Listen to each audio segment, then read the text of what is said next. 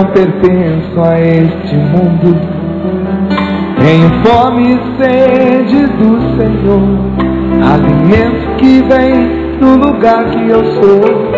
Tenho o meu ser e tenho o meu viver. Eu sei tu és o meu Senhor, da minha vida és o Salvador. Mais uma vez, eu sei, não pertenço a esse mundo. Vai se sentando. Eu sei, canta isso pra você. Eu não pertenço a este mundo. Tenho fome e sede do Senhor, alimento que vem do lugar que eu sou. Tenho o meu ser, tenho o meu viver. Eu sei tu és o meu Senhor, da minha vida és o Salvador.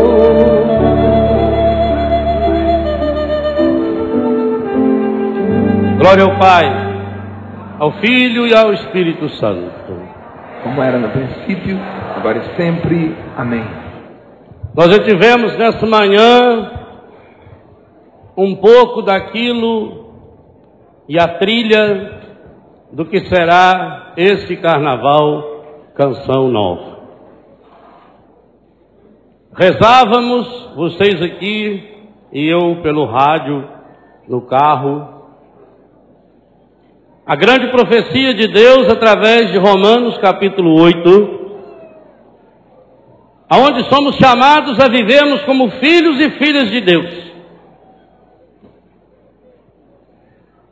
Depois, nessa maravilhosa pregação do Padre Jonas, enriquecida pela palavra do Dunga e pela canção, foi-nos chamados a atenção, ou foi chamada a nossa atenção, de que nascemos para ser grandes, para sair desse chiqueiro. Aliás, essa é a razão pela qual o porco vive de cabeça baixa, é vergonha de viver no chiqueiro. Mas como a costa, fomos chamados a ir buscar essas águas limpas, mais altas. E quanto mais a gente puder subir, mais limpa será essa água. Portanto, nós estamos sendo chamados a, de uma forma muito concreta e radical, a tomarmos posse de um reino que já é nosso. E aí sim, esse tem que ser o carnaval do reino. E eu gostava dessas danças que se fazia aqui antes, porque me lembrava Santo Agostinho, que dizia: homens, ele falou só homens, ele pode dizer homens e mulheres, é preciso que vocês aprendam a dançar, porque senão os anjos não saberão o que fazer com vocês no reino dos céus. Isso é de Santo Agostinho. E lembrando um Davi que vivia dançando e pulando na presença de Deus, Sofonias capítulo 3 nos diz que o nosso Deus é um Deus que dança, é um Deus que pula. Então é preciso que de fato o nosso carnaval, Canção Nova, já que a gente tem um jeito de ser herdeiro de Deus, um jeito de ser vencedor de Deus, tem que ter também um jeito de ser diferente no carnaval. E eu estava olhando quanta gente bonita tem aqui. Tem uns aí que quando Deus deu a beleza, entrou na fila 3 ou 4 vezes. Tem uns ajeitados aí, umas ajeitadonas. E lembrando do Padre Jonas, que falava das mistes que ele já viu nesses 63 anos, e que depois viraram tudo umas pelucas. Eu fiquei pensando, como canal de televisão, a Globo, por exemplo, tem a Globeleza. uma negra linda, toda cheia de brilho e praticamente completamente pelada. Fiquei pensando que a Bandeirantes agora tem duas, também pelada. E eu vi a foto delas ontem, numa revista que estava no avião, e louvei o Senhor. Ó Senhor, tu as tecestes no seio materno, caprichaste. São bonitas danadas.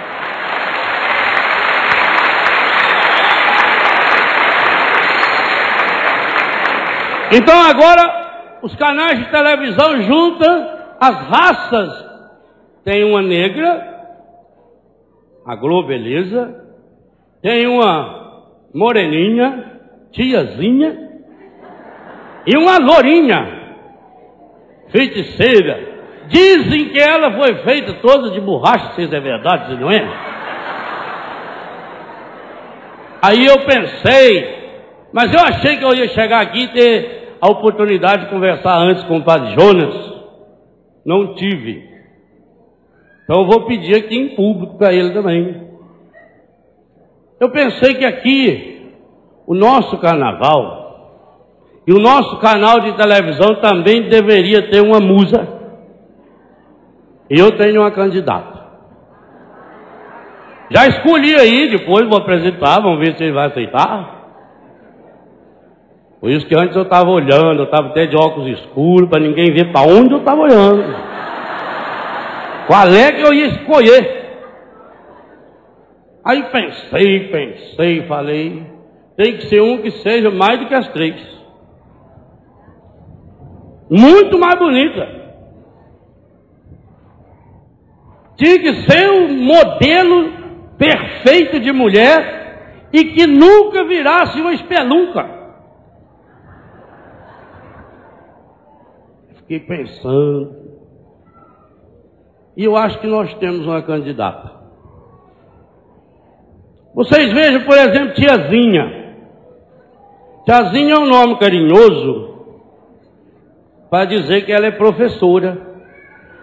Não é assim que as crianças chamam a professora, a tia, que ensina. Pois a minha candidata é professora.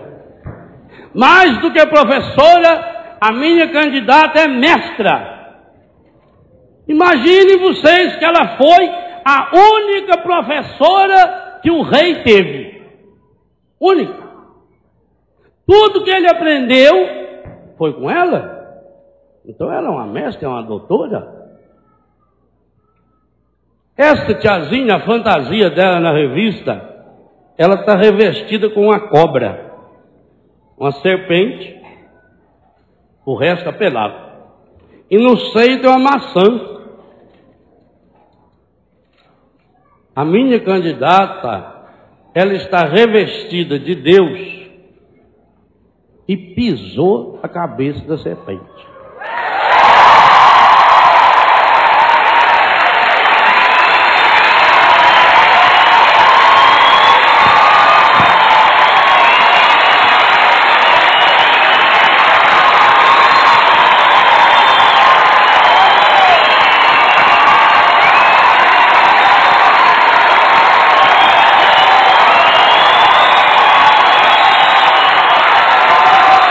Tem mais.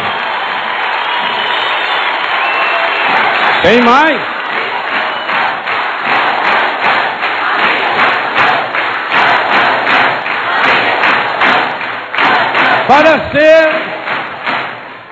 Para ser uma musa no carnaval tinha que saber dançar e cantar. Senão não tem graça. Pois a minha candidata é dançarina e cantora. E ela mesmo conta isso. Quando ela chega na casa da prima, ela já chega cantando e pulando. Minha alma engrandece o Senhor. Exulta. Exulta é o quê? É pula, é dança. de alegria o meu espírito em Deus, meu Salvador. A Globeleza, ela é escolhida há 10 anos já para ser a modelo, a musa do carnaval, porque ela é mulher de um dos grandes diretores da Rede Globo. Então já... Pois a minha também tem uma intimidade com o chefe que vocês não podem imaginar. A minha é filha predileta do dono do reinado, mãe do rei e única esposa do espírito do rei. É que é forte.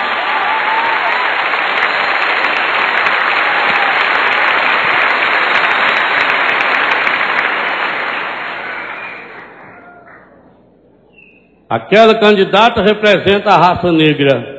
A minha pode representar todas as raças. Porque, para ser a musa do povo branco, do povo claro, ela desfilou em Lourdes, em Medjugorje. Para ser a musa das mulatas, ela desfilou na Polônia. Para ser a musa das morenas e das índias, ela desfilou em Guadalupe. Para ser a musa das negras, ela desfilou aqui perto, inclusive em Aparecida.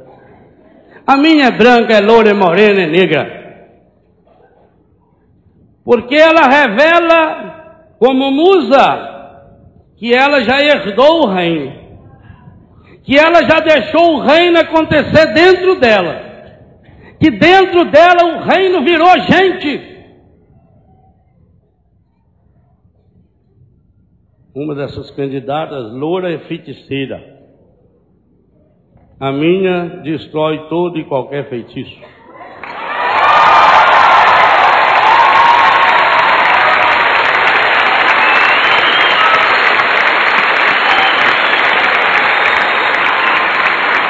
Essa feiticeira pelada tem um pano tampando a cara.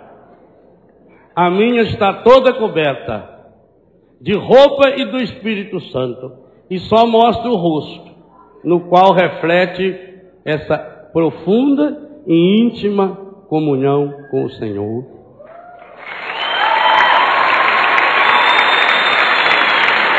Outra coisa, vamos ver se o Padre João depois vai autorizar, né? Essas musas, elas saem tudo em cima do carro alegórico. A minha gosta de ir no chão.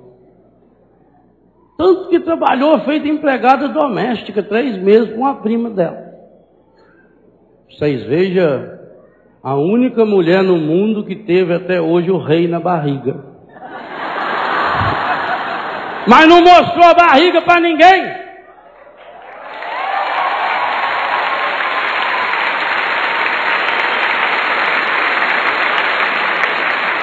Se no seio da tiazinha tem uma maçã, erroneamente símbolo do pecado, o seio da minha musa foi que amamentou o rei, filho do grande rei dos reis. E foi chamado de bendito, bem-aventurado aqueles seios. Para também mostrar a todas as mulheres que quiserem viver essa alegria do carnaval lá de cima, não o carnaval da água suja, que, como elas terão que cada vez mais deixar-se encher do Espírito Santo. Por fim, essas coitadas dessas musas, já tem até dó delas. Inclusive prevendo aquilo que o Padre Jonas falou, que vai virar pelanca. E vira pelanca todo aquilo que é colocado a serviço desses reinados pobres que tem por aí. Esses reis de Araque que tem por aí.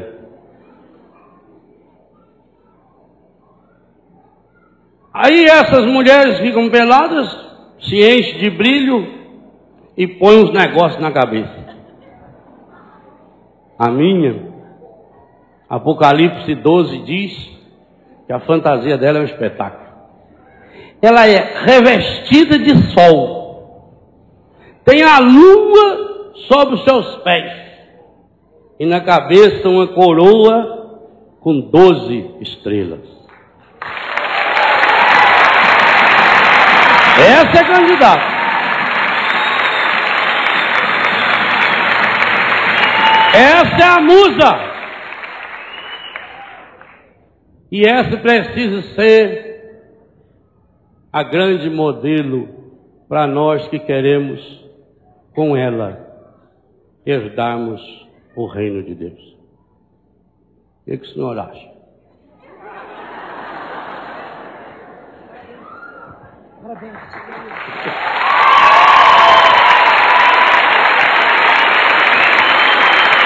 Está eleita. Olha os herdeiros do reino aí, gente! E esses herdeiros têm uma rainha. Essa é a nossa musa. Mas, para herdar o reino, é preciso exemplo dela. Aprender algumas coisas que ela nos ensina e que ela nos aponta o caminho. Porque ela, além de musa, que inspira, e inspirar é ser cheio do Espírito, ela também expira, ela dá esse Espírito. Coberta com a força do alto, com a sombra do Altíssimo, ela reflete uma luz que não é dela, é dele. E esse é o segredo de quem quer ser herdeiro do reino. O verdadeiro herdeiro do reino, ele tem que brilhar a luz de Deus e não a luz própria, porque a nossa luz própria vai apodrecendo e vai virando pelanca. Por isso ela está atenta. E ela, além de fazer festa, ela quer que você aprenda a fazer festa. E para que nunca falte o vinho da alegria, do amor, da paz, no carnaval da sua história, ela é aquela que está lá pedindo a Jesus, contando a Jesus, eles não têm mais vinho. Mas vem para nós, que queremos herdar esse reino, para nos dizer, fazei tudo o que ele vos disser. E esse tudo é tudo. É esse tudo que Mateus nos fala no capítulo 6, versículo 33. Buscar em primeiro lugar o reino de Deus. O resto é acréscimo. É daquela grande parábola da alegria de Deus, do capítulo 13 de São Mateus, a partir do versículo 34, 35, do homem que achou aquele tesouro, foi e vendeu tudo que ele tinha para comprar o tesouro. E aí encontrou alegria.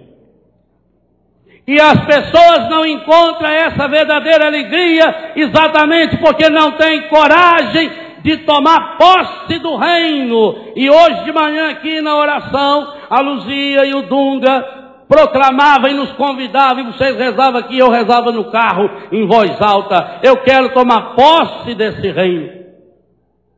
Agora, o que eu sou capaz de entregar? Há muitos obstáculos. Porque além daquela analogia que foi feita dessa pedra enorme que impedia de entrar, foi feita também uma analogia de um chuveiro que, embora estando aberto, a pessoa entrava, a pessoa não entrava, ficava olhando e portanto não tomou banho. Mas ainda há um perigo maior de que é entrar nesse chuveiro, está debaixo dele, portanto com água escorrendo para tudo quanto é lado, mas está revestido com roupa de mergulhador, borracha, coração de pedra, que não deixa penetrar essa água. Fazei tudo o que ele vos disser. Meu irmão, minha irmã, se você quer de fato viver essa nossa musa, você vai ter que aprender com ela a deixar tudo. só vai de fato experimentar já a alegria desse reino, que vai ser eterno e que não acaba nunca, aqueles que tiverem a coragem de tirar essa roupa de mergulhador, de tirar essa borracha que vai revestindo o coração. E vocês vejam, meus irmãos, que o encardido é terrível. Essa semana me ligou uma mulher, não sei da onde, falou: padre, não fala mais no encardido. Eu vou falar no encardido.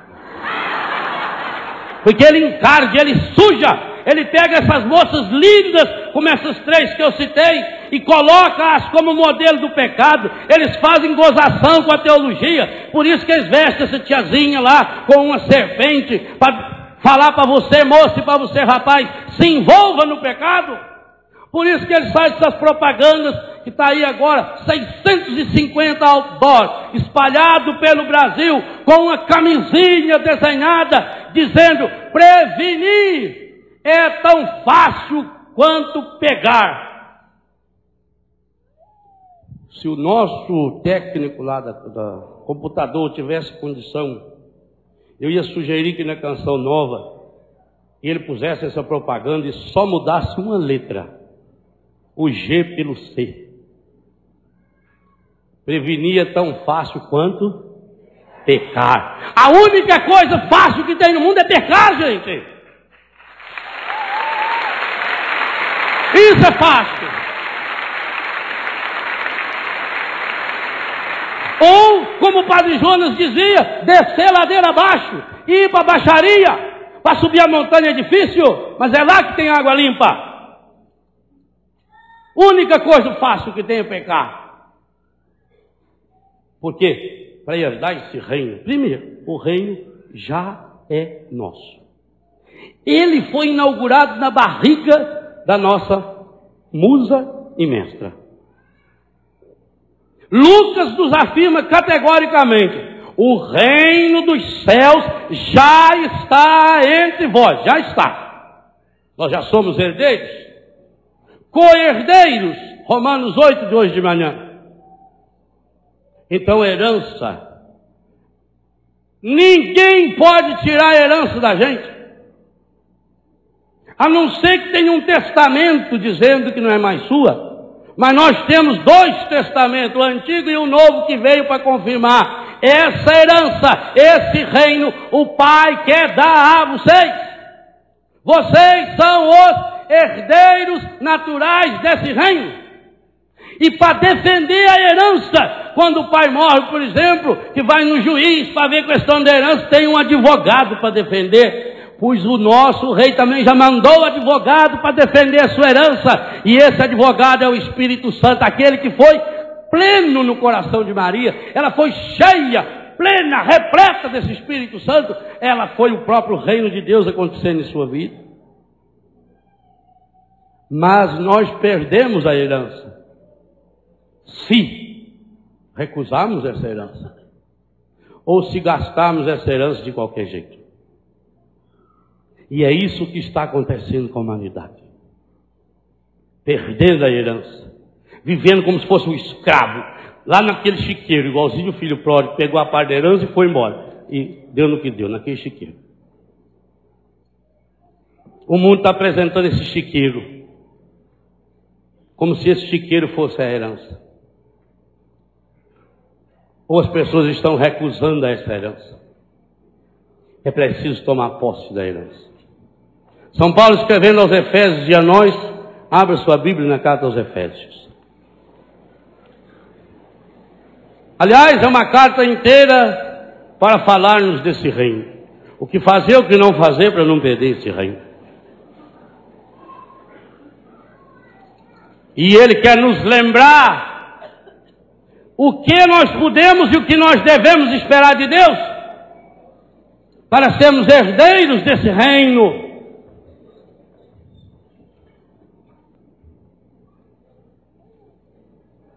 Nesse hino de louvor à providência de Deus, no capítulo 3.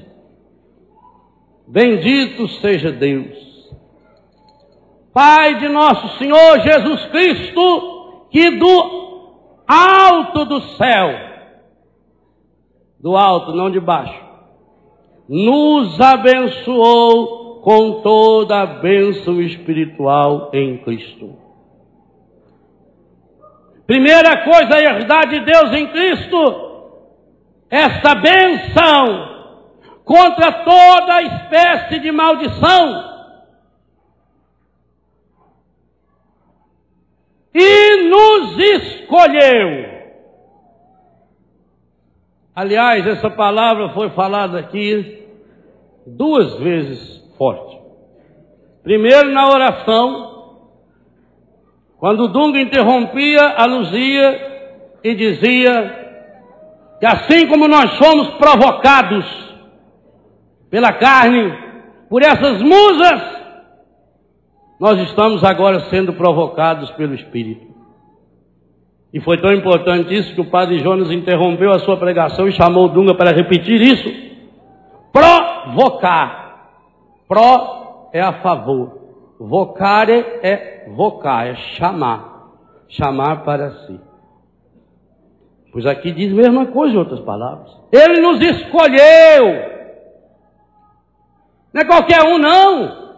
É escolha.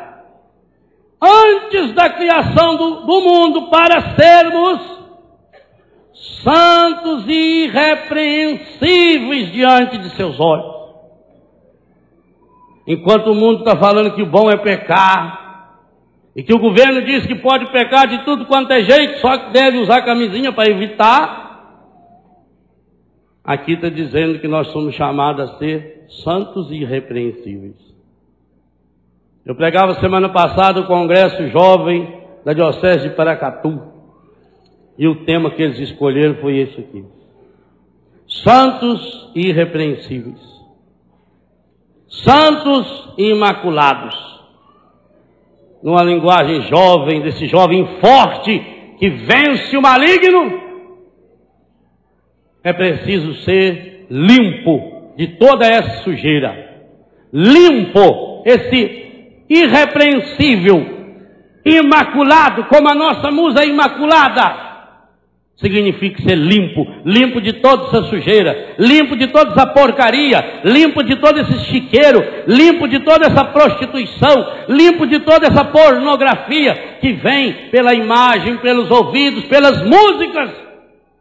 Quando hoje aqui o padre Jonas começava dizendo que dá vergonha às vezes de ser músico. Porque está suja. Mas não só limpo, é preciso ser sarado. Santo é sarado, é curado, é saudável, é restaurado em Deus. É liberto de toda essa corrupção. Por quê? Porque no seu amor, versículo 5, Deus, o Pai, nos predestinou para sermos adotados como filhos seus. Tem gente que acha que esse termo adotado aqui é pejorativo, é negativo. Não.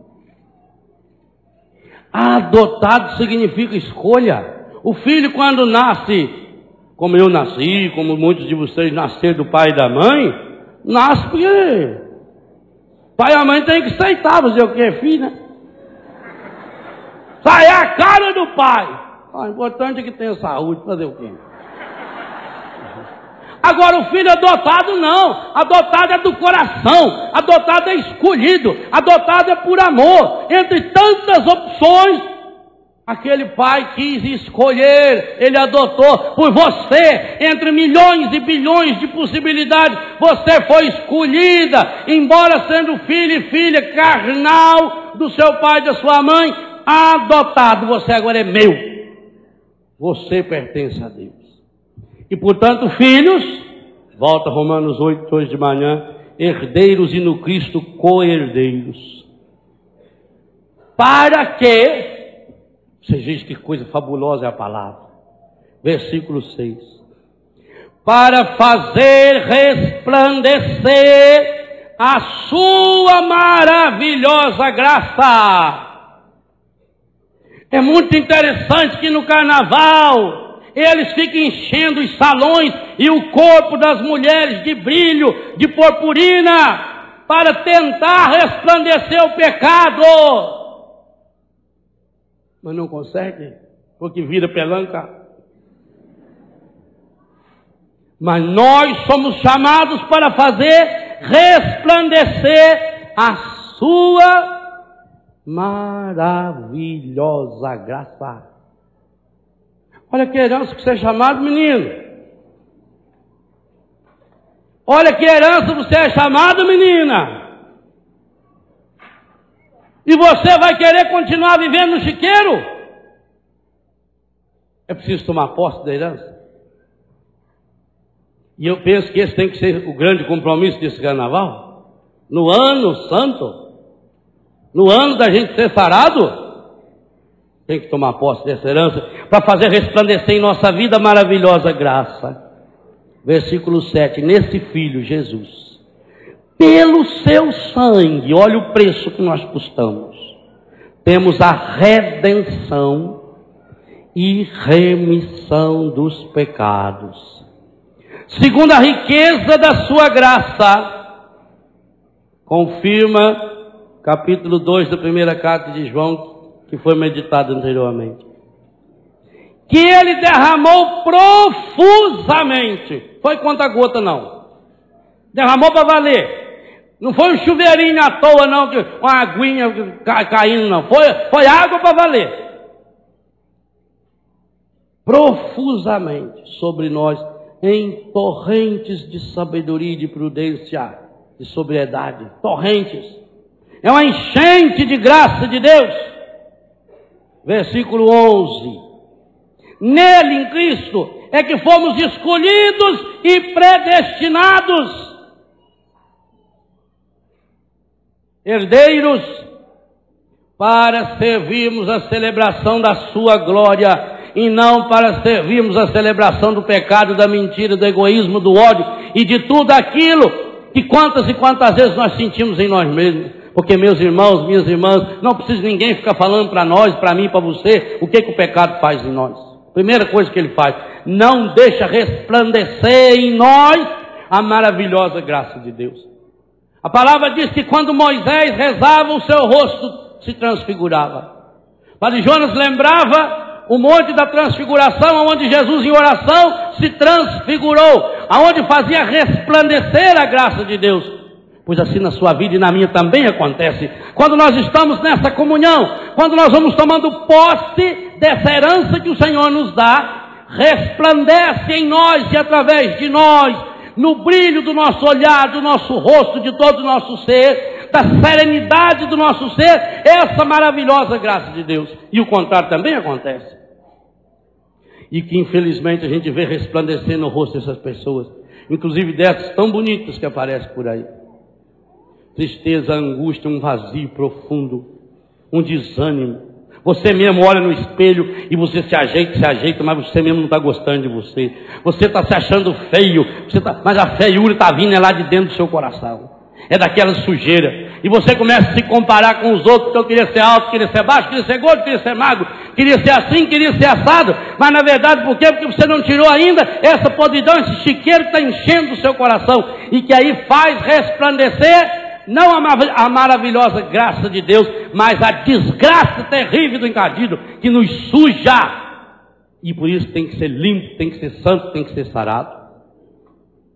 É preciso tomar posse desse reino, celebrar a glória de Deus. Nele, em Cristo. Olha que coisa estupenda, fabulosa. Versículo 13 e 14. Que coisa maravilhosa. Nele também vós. Muitos estão sem crachá, né? Mas se você não sabe o nome de quem está do seu lado, pergunta. Pergunta o nome de quem está do seu lado.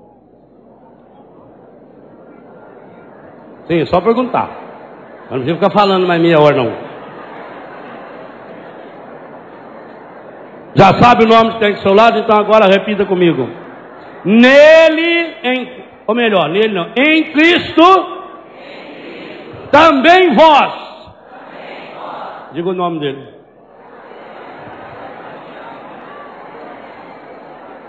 Depois de ter ouvido a palavra da verdade, Agora vem uma coisa. Qual é a palavra que mais a gente ouve? A palavra da mentira. Aliás, São Paulo, escrevendo aos Romanos, ele disse bem isso, no capítulo 1. Diz: os homens pegaram a verdade de Deus, transformaram e apresentaram ao mundo como se fosse uma mentira, pegaram a mentira do mundo e apresentam como se fosse a verdade. Por isso, continua São Paulo refletindo agora no capítulo 3, versículo 23 de Romanos. Todos pecaram, estão privados da glória de Deus. Aqui é para resplandecer a glória de Deus. No pecado, estamos privados da graça. E não pode ser por acaso que 3 capítulos depois, no mesmo versículo, 6, versículo 23 de Romanos, ele conclui de forma terrível.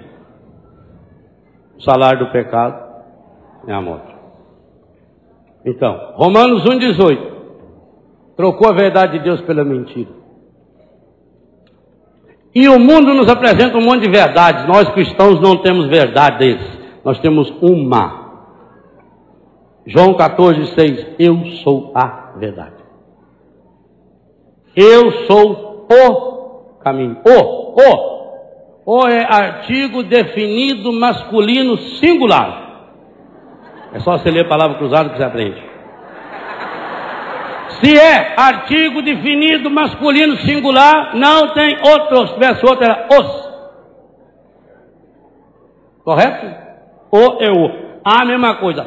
Artigo definido feminino singular. Único. A verdade.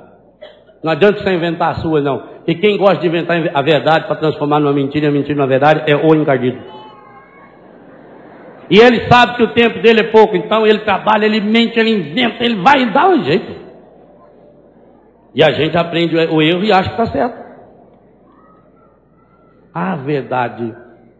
Então a primeira condição aqui, para viver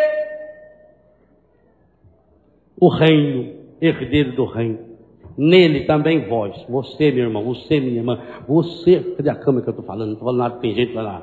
Põe eu aqui para eu falar para a pessoa lá de casa. Você aí na sua casa. Pegou eu aí, viu? A televisão é tudo dirigido aqui. Depois de ter desenvolvido a palavra da verdade, o evangelho da vossa salvação. Evangelho significa boa notícia, no qual tem descrito. Portanto, aí tem um projeto a ser feito e nós vamos voltar nessa conversa aqui ainda. Aí o que aconteceu com você e comigo? Fostes selados com o Espírito Santo que fora prometido. Igualzinho o Espírito Santo que foi prometido, que a selou. Ela não era cheia do Espírito Santo? Ela não ficou grávida do Espírito Santo? Se você procurar seguir essa musa, você também vai poder tomar posse dessa. Aqui, isso aqui é herança. É tudo carimbado. Isso foi feito no sangue de Cristo. Igual antigamente para gravar uma aliança era no sangue. Tirava o sangue. O nosso é do Cristo na cruz, do sangue dele. E o único sangue humano que Cristo teve foi de Maria. Único. Pois ele não teve pai humano. Ele só teve mãe. Portanto, o único sangue que Jesus teve foi o sangue de Maria, humanamente falando. Logo é o sangue dela que derrama na cruz também. Não é? Você não tem sangue do seu pai e de sua mãe? Quem foi o pai de Jesus, sanguíneo? Não teve. Então ele só tinha o sangue. Que sangue? Só da mãe dele? Só anta não entende certas coisas. Nele, em Cristo, fostes selados com o Espírito Santo que fora prometido, que é o penhor da nossa herança. Que herança? Olha os herdeiros do reino aí, gente! Vocês foram selados, eu fui selar. Antigamente, não era esse selo que a gente compra no correio. Não prega na cara, não. Porque esse selo, inclusive, tem como tirar. Lá no seminário, quando a gente foi para o seminário, rapaz, me lembrou o sul agora. Lá quem gosta de tomar chimarrão, né?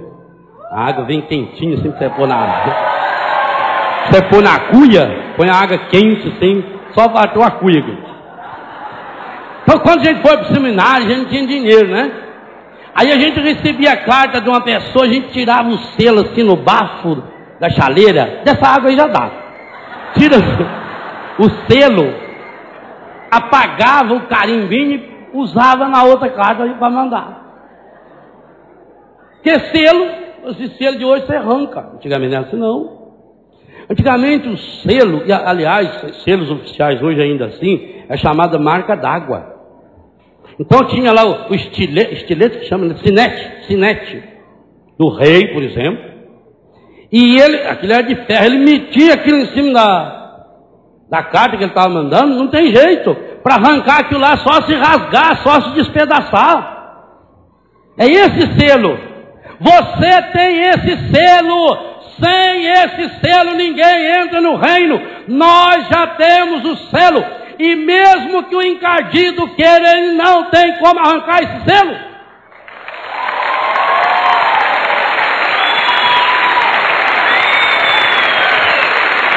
Aí que vem, como ele é mentiroso, como ele é o pai de toda mentira, ele tenta esconder o selo.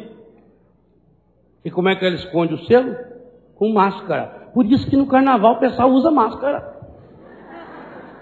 Mas não tem como tapar esse selo, porque esse selo é penhor da nossa herança, enquanto esperamos a completa redenção daqueles que Deus adquiriu para o louvor da sua glória, ou seja, nós. Nós fomos selados pelo Espírito, o Espírito Santo nos selou, nos marcou.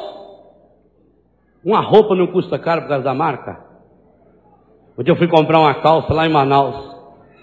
Falei, quanto custa a calça lá no shopping? 100 e tanto. Eu falei, o que é isso? Uma calça jeans? Mas é a marca. A senhora tira a marca, eu levo só a calça. Eu vou querer saber da marca agora. Não é? Então a roupa cara, que tem marca cara, você tem uma marca. Você não pode se vender à toa, não. A gente consegue em São Paulo, andando na rua, comprar tênis Nike, tênis Adidas, tudo por 10, 15 reais. Mas é tudo falsificado. É isso que o encardido faz. O encardido fica falsificando a sua marca. Por isso que ele é barato. Por que o encardido está em tudo quanto é lugar? Porque ele é barato. Quem é barato se vende por qualquer preço. Por isso que eles apresentam esses programas de televisão aí, falam, você que é católico, é isso, é aquilo, pode vir qualquer um, é barato, aceita qualquer um. No reino do nosso mestre não entra qualquer um. Ele tem que ter esse selo. E você já tem esse selo. E eu já tenho. Agora a gente tem que cuidar para não perder. Segunda coisa. O que eu sou capaz para tomar posse dessa herança? O povo de Deus ficou 40 anos no deserto, caminhando, liderados por Moisés para chegar na terra prometida. Moisés é o prenúncio daquilo que é o Cristo Senhor, que entra na nossa história, que dá a sua vida para que a gente tome posse desse reino. É desejo do Pai dar-vos esse reino. E é um desejo tão grande que Jesus vem inaugurar esse reino, para você começar a viver esse reino agora. Ele já está no vosso meio. Mas nós gastamos, meus irmãos e minhas irmãs, nós gastamos a nossa vida no pecado.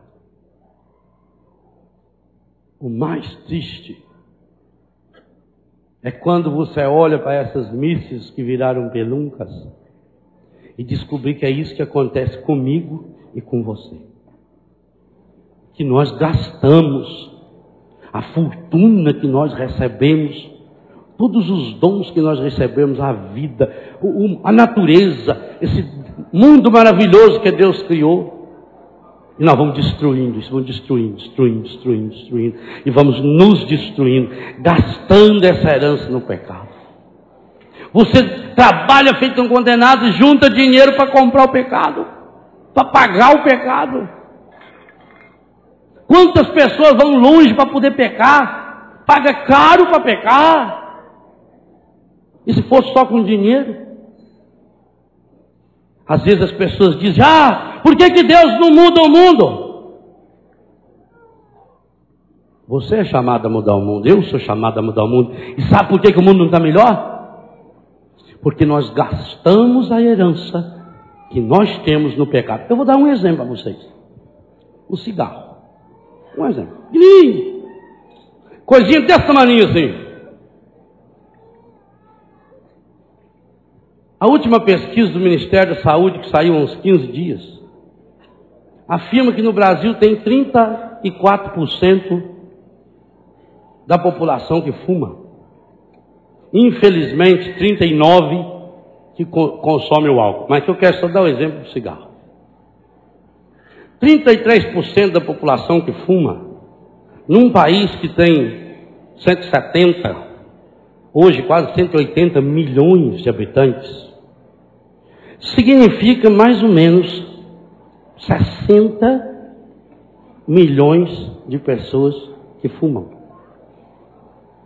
60 milhões?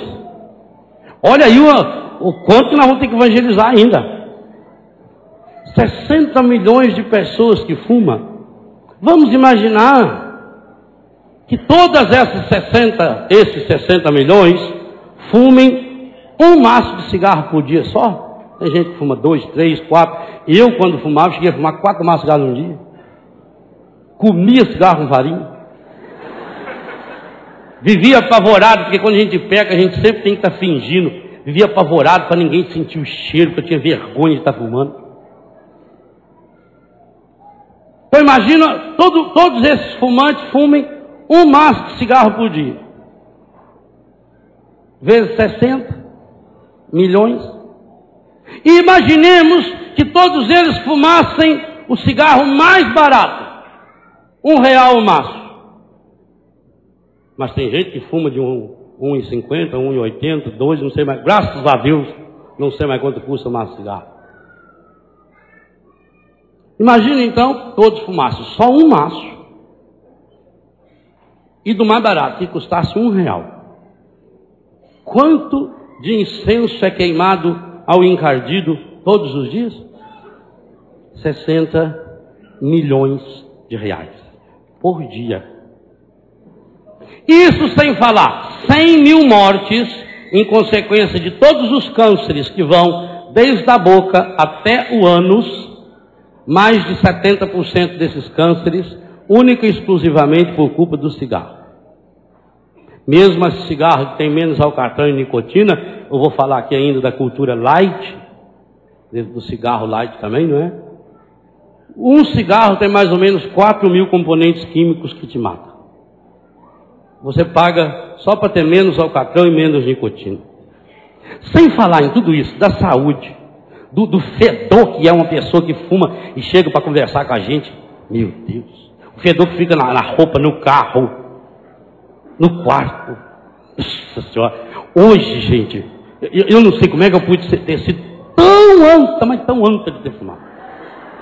Mas, João 12, antes sempre tereis entre vós, e vocês sabem que cada um de nós tem o seu jeito de ser besta. Então a gente foi. E a gente precisa aprender a ter paciência com a gente, né? Porque Deus tem. Mas você imagina, por dia, 60 milhões de reais. Sabe o que isso significa? Que num dia de cigarro, daria para a gente colocar no ar mais ou menos 30 canais de televisão, canção nova, durante um mês. Um dia de cigarro, um dia que é queimado ao encardido no Brasil, daria para colocar canção nova 24 horas no ar durante 30 meses. Pensou?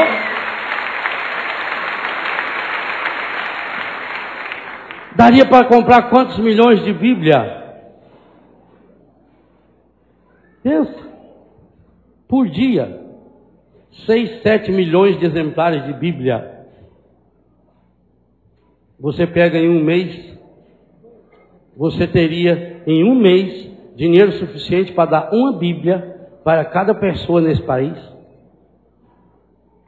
60 milhões por dia queimado ao encardido. Considerando o mais barato, e nós sabemos que é muito mais, que essa cota minha aqui pode chegar a 70, 80, 90 milhões, a 100 milhões num dia. Só estou falando do cigarro, uma coisinha desse tamanho. E aí a pessoa às vezes fuma, depois chega na missa, os domingos, vai lá, coloca 10 centavos, 20 centavos de coleta. Por isso tem muita igreja aí que cobra em vez do dízimo, centésimo, milésimo, né? Porque o católico vai lá dar R$1, R$2 e acha que dá muito. Não, padre, eu sou muito católico. Quem é o seu Deus?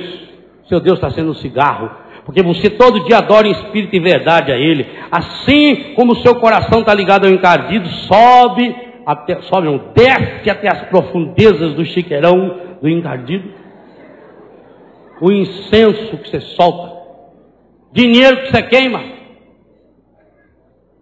Nós não teríamos, olha gente, em um ano sem fumar, e nós não teríamos nenhum pobre mais nesse país. Nós não teríamos nenhum sem teto, nenhum sem terra. Nenhum. Um dia, 60 milhões. Multiplica por 365. Jogue aí mais uns 20% e você vai ter uma soma. E para Deus o que nós estamos dando. Vocês vejam como nós somos um bando de gente fraca, fajuta. Vocês vejam como é que encardido dá risada da nossa cara. Está na hora dessa virada. Padre Jonas usou esse termo aqui que os jovens estão usando muito no Brasil hoje. Virada radical. Está na hora dessa virada, sim. Está na hora de despir-se das obras do encardido. Despir-se dessa nudez. Essa nudez do pecado. E revestir-se da força e da graça do Espírito Santo. E começar a dizer, não, eu não quero. Aquela música do Dunga, aquilo fica na minha cabeça o tempo todo. Por hoje eu não vou mais pecar. Essa restauração que Deus quer fazer na minha vida e na sua vida. O Pai quer nos dar o reino. Jesus morre por nós. Mas nós somos fiéis ao encardido no nosso cigarro. Aí passa para cachaça, para bebida e para tantas outras coisas que a gente paga todo mês. E damos para Deus o quê? O pior, a sobra do nosso tempo. Fica 3, 4, 5 horas diante da televisão, assiste 5, 6 capítulos de novela, não lê um capítulo da Bíblia por dia. Não lê o testamento de Deus, está aqui o testamento. Como é que eu vou saber a herança que eu vou receber se eu não li o testamento? Está aqui, o antigo e o novo. É tomar posse do reino, significa ficar pelado, sim, para o pecado.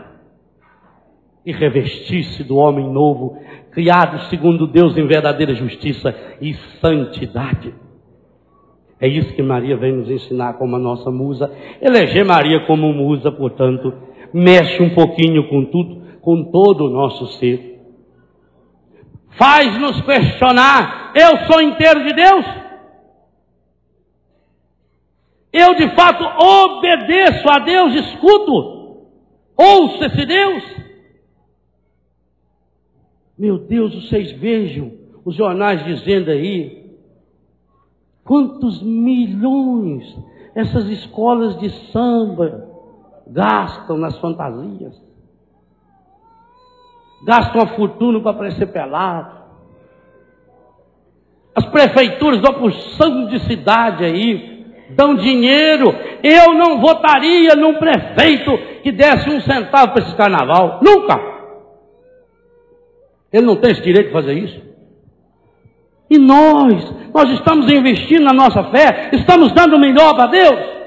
Ou estamos dando o resto de todo o nosso ser para Deus? É hora de aprender com Maria. Ou aprendamos a nos entregar inteiros ao Senhor, ou nós não vamos herdar o reino. Aquele homem era milionário, era bilionário. Ele tinha fazendas e mais fazendas, ele tinha fábricas, ele tinha canais de televisão. Ele era sócio do Bill Gates para fazer computador. E ele era considerado o maior colecionador de obras de artes do mundo. Ele tinha uma paixão por arte. Ele ia à Europa e ficava lá 4, 5, 6, 7 meses só para ver os museus.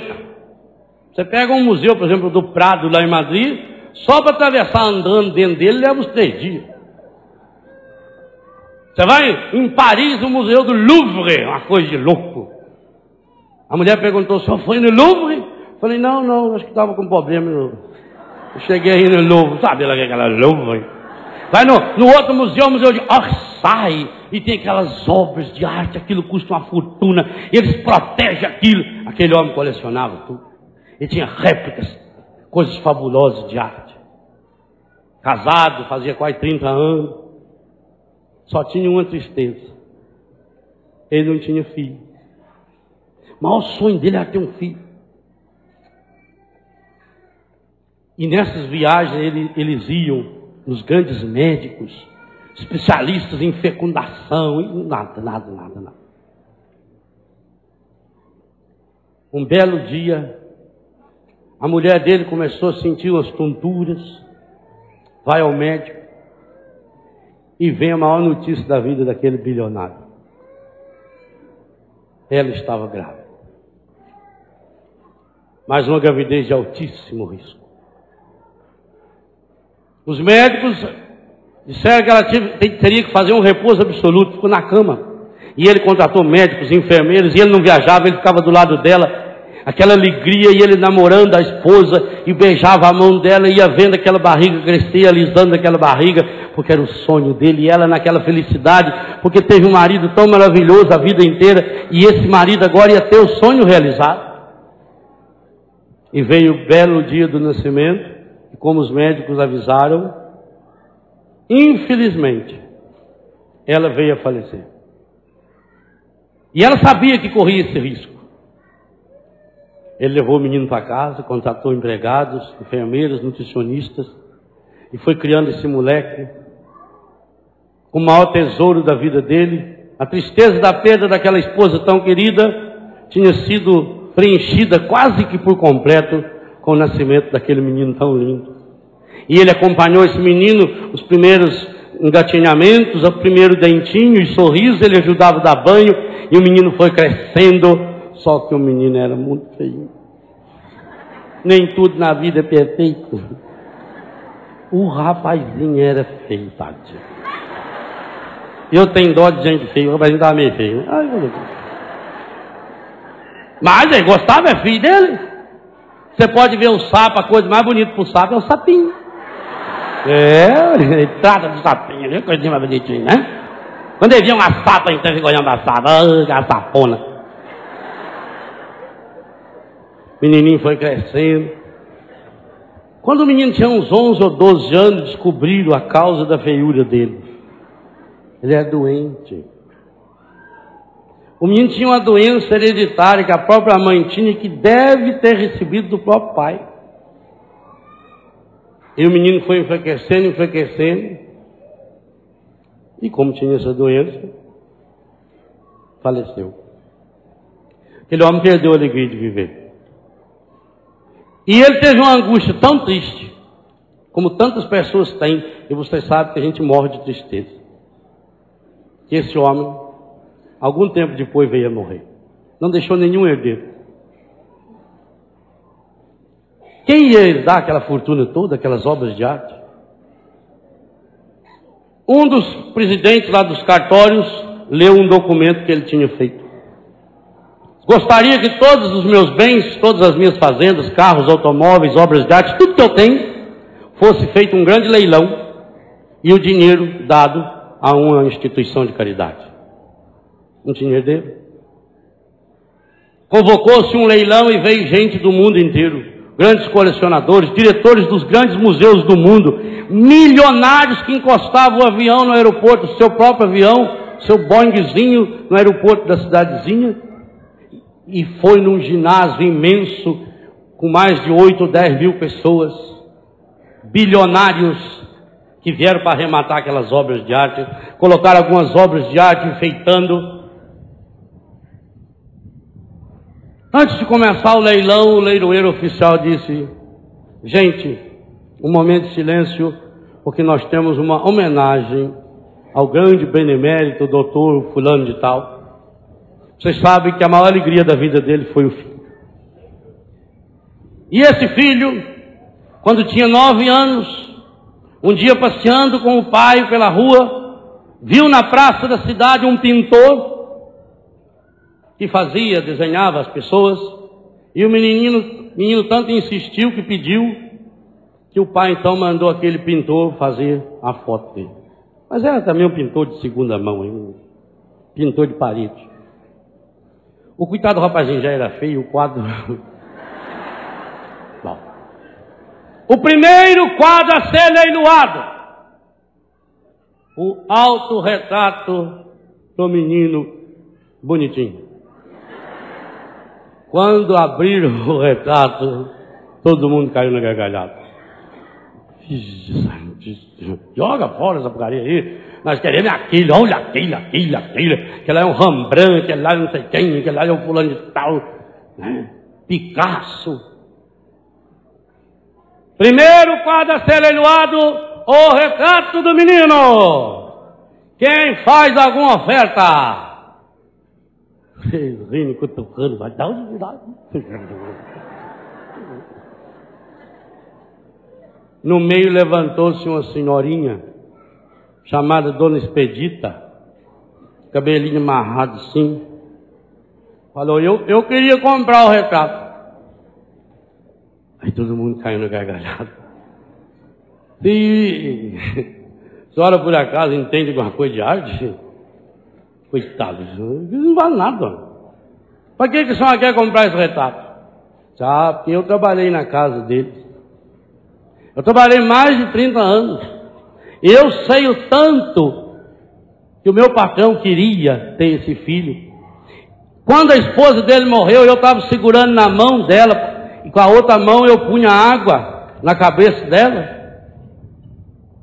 E ela morreu na minha mão. Mas morreu feliz. Eu dei banho nesse menino, eu cuidei desse menino. Esse menino era como se fosse um filho para mim. A maior tristeza da minha vida foi o dia que esse menino morreu. Então eu queria comprar o quadro dele. Porque o patrão deixou até um sítiozinho, uma casinha para mim lá, mas não tem nada, eu queria comprar o quadro do menino. E quanto a senhora oferece? Ela falou: não tem muito dinheiro não. O povo riu. Mas quanto a senhora oferece? Ela abriu a bolsa, tirou a carteira, pegou as moedas que ela tinha, umas notas. R$4,93. Tudo que ela tinha. Ela disse: então eu dou R$4,93. O leiloeiro perguntou: alguém dá mais? Aí todo mundo, até com dó já da mulher. Vende logo, nós temos outros. Eu quero aquele carro que é a Ferrari lá, que inclusive o Ronaldinho andou nela, eu quero aquele lá. R$4,93, dou-lhe uma. R$4,93, dou-lhe duas. R$4,93, dou-lhe 3, é da senhora. Por favor, dona Expedita. Ela veio. Entregou. O povo aplaudiu. No que ele foi entregar o quadro para ela, ele viu um envelope amarelo grudado atrás do quadro. Ele pegou aquele envelope, abriu, era um documento selado e carimbado com o carimbo do milionário. E dizia assim: esse é o meu verdadeiro testamento. Todos os meus bens, toda a minha fortuna, meus quadros, meus bois, meus cavalos, meus automóveis, minhas fazendas, Tudo que eu tenho.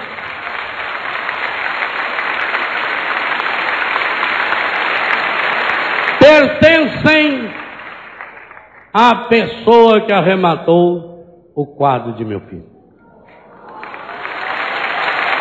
E aí foi um auê.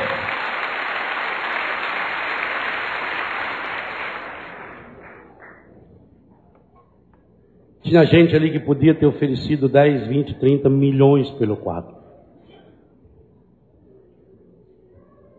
Mas eles estavam esperando os outros quadros. Infelizmente, essas pessoas somos nós. Que ficamos guardando o melhor que nós temos, o nosso dinheiro, o nosso tempo, a nossa saúde, quem sabe para comprar alguma coisa que falaram que é importante, porque fulano disse, porque fulano falou, mas não temos coragem de buscar o essencial. Quanto foi que a dona Expedita pagou pelo quadro? Não. Ela pagou tudo. Ela não guardou 50 centavos para ir embora de ônibus. Ela não guardou 10 centavos para comer um pão. Aquele quadro era importante demais para ela. E ela deu tudo. Sabe, meus irmãos, há um bilionário muito mais rico que esse homem. Porque ele, além de ser dono de todas essas fortunas que tem aqui, ele tem a fortuna eterna. E ele quer nos dar esse reino.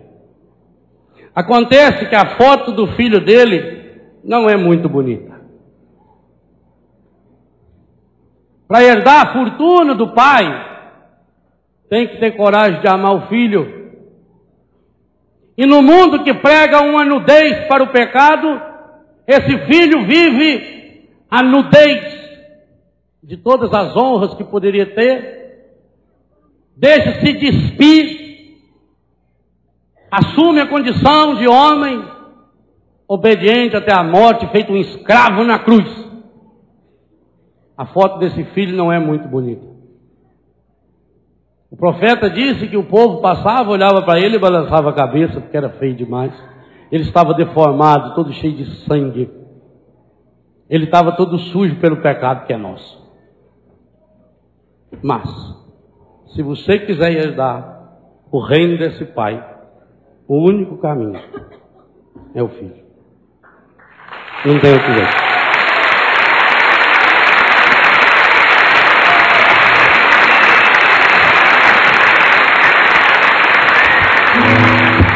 Qual é o preço que você está disposto a pagar? Esse leilão não é para amanhã. Esse leilão não é para quando você voltar na sua casa. Esse leilão é agora. É esse momento. Quanto você vai pagar por ele? Pensa. O que você precisa tirar dessa bolsa que está aí, que é o seu coração? Quem sabe tapado por essa pedra tão grande que foi visualizada hoje de manhã? Você tem que tirar tudo. Esses R$4,93 significa o seu pecado, a sua miséria, a sua nudez, a sua fraqueza, aquilo que você tem de bom, aquilo que você tem de ruim. Mas se você quiser herdar esse reino, não tem outro jeito. Olha para o retrato do filho e pensa: será que eu vou ser capaz de arrematá-lo?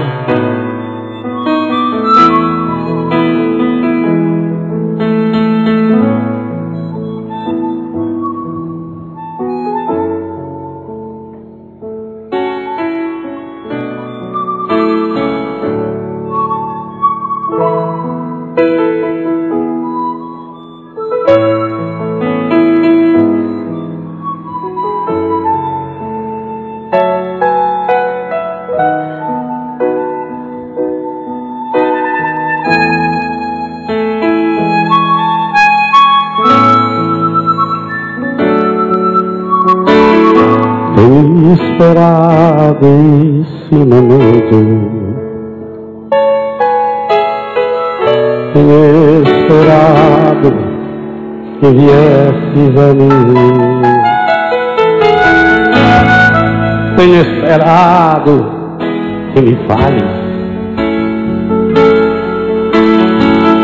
Tenho esperado que estivesses aqui. Eu sei bem que tem sentido. Sei também que tens chorado. Eu sei bem que tens sofrido.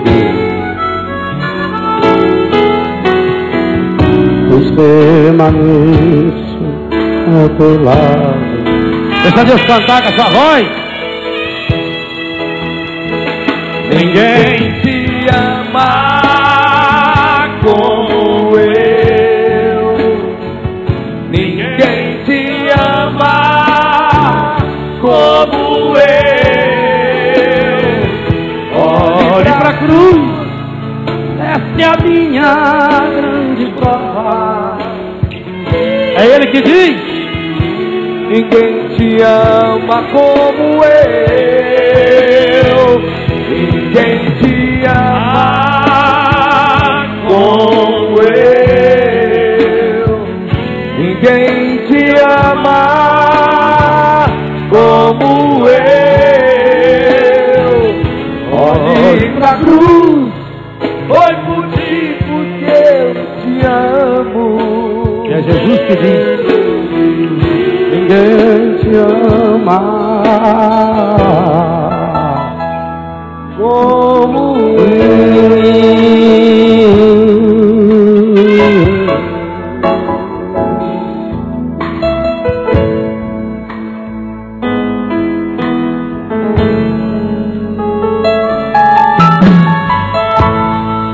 Eu sei bem o que me dizes. Ainda que nunca me fales. Eu sei bem que tem sentido. Ainda que nunca me reveles. tenho andado ao teu lado, junto a ti permanecido. Eu te levo em meus braços, pois sou teu melhor amigo.